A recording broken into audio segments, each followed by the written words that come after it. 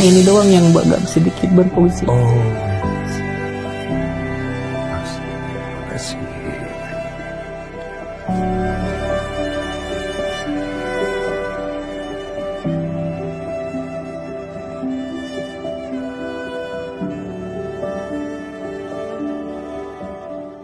Udah enak duduknya? Udah enak Pak. Namanya siapa? Nama saya Muhammad Agus Salim, panggilan saya Agus.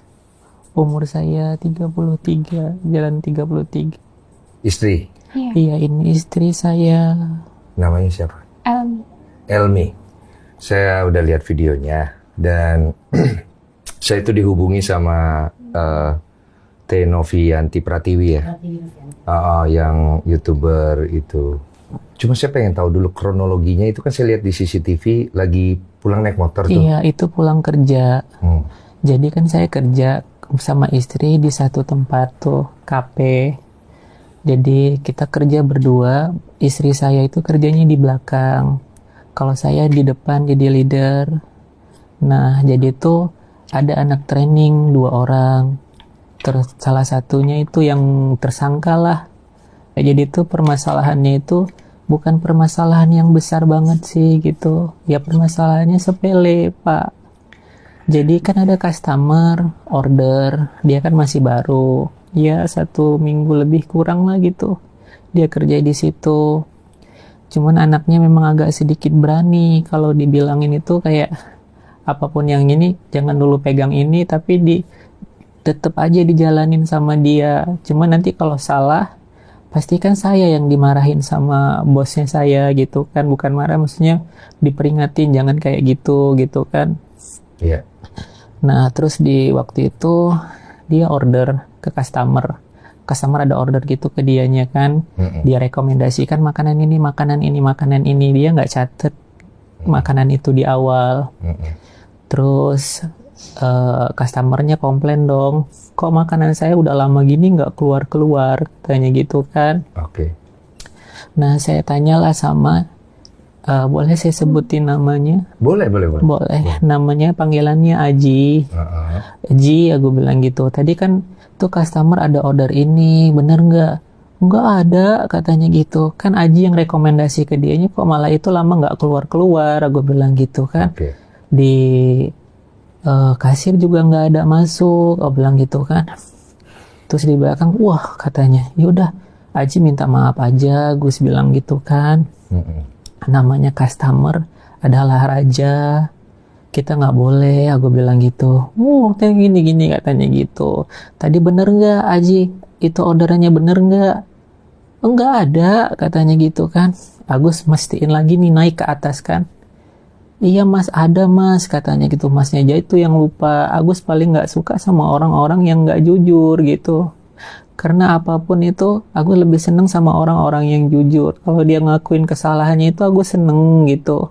Nggak bakalan Agus marah. Agus juga lama, bukan jadi leader itu bukan 1-2 tahun gitu. Nah terus di situ tuh emosi memuncak lah karena perselisih pahaman itu kan. Nah saya ke belakang ngeredam. Nah dia, bapak juga kalau ini sering salah juga ya. Iya, yang penting jujur, intinya itu aja sih, aku bilang gitu kan. Nah Agus diredain sama temannya. Udah Pak Agus redain dulu aja, tenangin diri gitu kan. Yaudah Agus tenangin diri ke belakang bentar. Terus Agus tenangin diri lagi ke depan. Dia didatengin Agus di depan kafe kan. Aku duduk di situ. Mau bapak apa katanya gitu kan.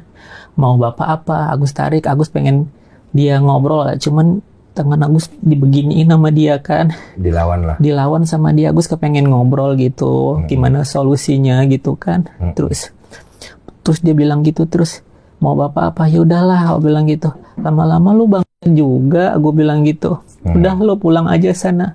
Bapak nggak butuh orang-orang kayak kamu, aku bilang gitu kan. Karena udah saking kan keselnya itu Pak. Nah setelah itu saya masuk ke dalam. Saya masuk ke dalam, dia ngikutin lagi ke dalam. Terus dia pukul-pukul tuh dinding kafe yang tempat saya kerja beberapa kali gitu, nantangin saya. Sini lo gitu katanya kan, sini lo katanya. Pas Agus mau maju gitu, anak-anak langsung ngelarai, jangan Pak, jangan katanya gitu. Udah tuh, habis itu, awas lo ya besok ya katanya gitu, awas lo besok katanya bakalan tahu lo ini katanya gitu, apa-apa kok ngomong ngancem ke sayanya. Nah, 1 hari setelah kejadian itu malamnya langsung saya disiram. Berarti dari kejadian itu besoknya, malamnya langsung dia kejadian disiram itu yang di CCTV. Ya, langsung saya teriak itu pas dia nyiram. Aji. Kamu tahu orangnya itu? Tahu. Pada memang dia disiram. gerak-geriknya juga Agus lihat tuh si Aji kayak ngikutin gitu, tapi Agus tuh nggak pernah mikir hal yang sampai separah itu gitu. Kalau dia, maaf cerita ya Pak, kalaupun dia Agus lebih suka daripada Agus disiksa kayak gini kan. Agus menderita rasanya gitu kan, sakit yang Agus rasakan. Agus sampai nggak bisa lihat. Agus punya masa depan. Agus anak orang perantau dari kampung, cuman cari makan, nggak kurang Pak. Iya. Ini kondisi mata, mohon maaf ya. Sebelum saya lebih jauh, kamu ini kan nanti ditonton banyak orang ya Gus ya. Kondisi mata ini kamu bisa melihat nggak? Kalau di awal saya kena itu saya masih bisa ngelihat pas saya dibawa ke rumah sakit Cengkareng. Masih lihat, saya bisa ngelihat warna walaupun kayak buram gitu kan. Iya, masih bisa lah saya lihat orang datang tuh. Oh, pakai baju ini. Nah. Kalau sekarang udah enggak. Cuman kayak bisa ngelihat cahaya, itu pun cuman yang sebelah kiri. Tapi ini kemarin yang di sebelah kiri, dokter bilang kalau sebelah kiri itu udah lensa ya. Korneanya itu udah kena zat kimia terlalu parah. Malah kemarin tuh bisa ngelihat seharian gitu, kayak bayangan mobil lewat warna apa kelihatan. Pas hari ini hilang semua Pak. Jadi sekarang ini nggak bisa lihat saya? Nggak bisa, cuman bisa lihat kayak cahaya doang. Cahaya aja gitu ya? Iya. Oke, berarti tidak bisa lihat bentuk ya? Nggak bisa. Sama sekali ya? Sama sekali, saya takut Pak. Tangan saya iya tenang. Saya takut. Tenang. Saya angkat tangan, bisa lihat? Iya. Bisa lihat? Lihat di mana? Enggak, saya sedang angkat tangan, bisa lihat? Saya boleh buka ini saya? Enggak usah dipaksa. Karena ini doang yang agak sedikit berfungsi. Oh. Astagfirullahaladzim. Di depan ada cahaya lampu. Oke. Tapi tidak bisa lihat bentuk ya? Tidak bisa sama sekali. Tangan saya ini bisa lihat? Nggak bisa. Nggak bisa ya? Nggak bisa. Nggak bisa lihat ini ya? Nggak bisa. Ya udah ditutup lagi. Maaf ya Pak.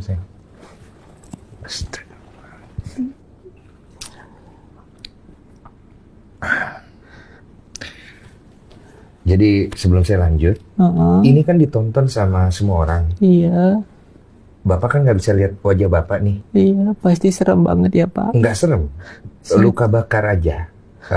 Cuman, apakah Bapak mau wajahnya saya blur? Langkah baiknya aja gimana Bapak? Karena di mana-mana pun kan udah nggak di blur juga sama teknopi juga gitu kan. Karena orang perlu tahu kerusakannya. Iya. Cuma kan kita manusia. Makanya Agus selalu berharap sih Pak, ada orang baik yang bakal bisa nolong Agus gitu. Bisa ngeliat.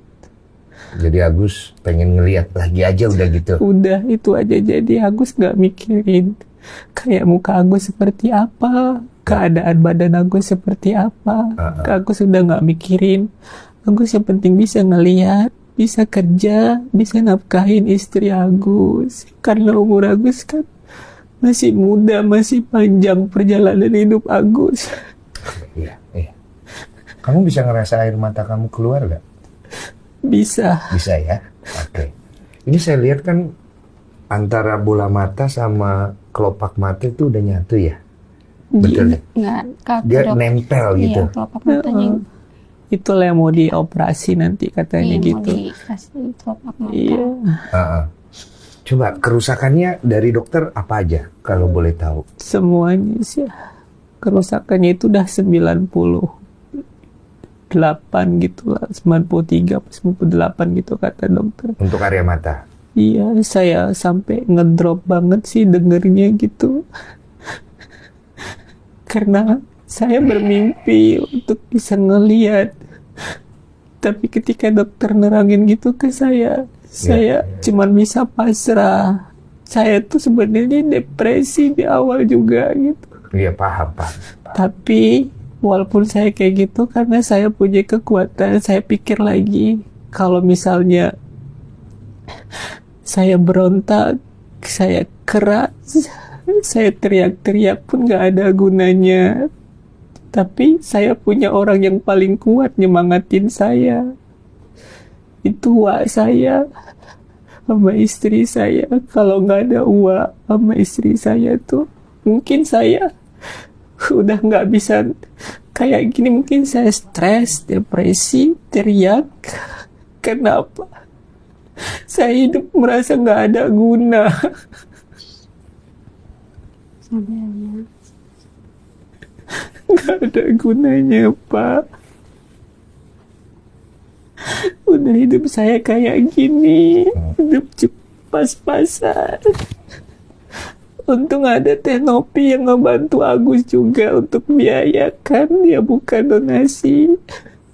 Jadi Teh Novi itu bisa tahu gara-gara apa ya? Oh, itu bantuan dari anak Uwa.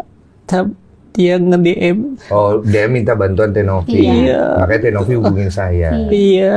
Oke. Pelan-pelan ya. Saya pengen bunuh diri. Kenapa saya mikir sampai segitu? Karena saya nggak mau nyusahin orang sekitar saya. Harus kayak pertama tuh kayak istri saya. Saya nggak mau dia kenapa-napa lah gitu kan.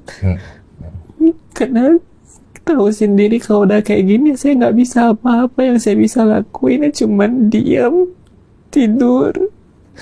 Tapi saya berharap mujizat dari Allah itu selalu ada. Amin. Saya kuat karena Allah. Amin.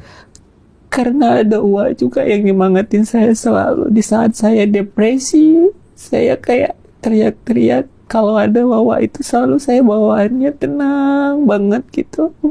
Iya.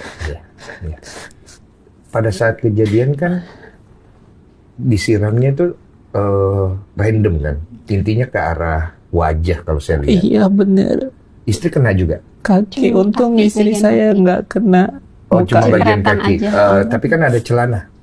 Iya, Celananya tapi sobek. Tembus. Celana sampai sobek kayak gitu. Oh, dia tembus itu. Iya. Tembus ini baju saya 3 lapis tembus. Tembus Celana semua. saya 2 dada juga lapis. kena. Oh, jadi masuk sampai ke dalam. Iya. Masuk. Itu udah ketahuan belum air apa yang dia pakai? Oh, udah dikasih tahu, kita cari tahu ke apa Polisi? namanya, ke iya. Heeh. Zat kimianya namanya apa sayangku? Asam fosfat apa kata Asam? Fosfat. Asam Asam itu. fos- Nah, saya dengar asam ini, cairan ini bisa didapatkan di e-commerce. Ya dia Dia belinya. belinya Soalnya di- kan ditemukan di jok motor dia waktu Oke. penangkapan. Oh, dia mengaku Iya. Iya. yang menyiram ini. Iya.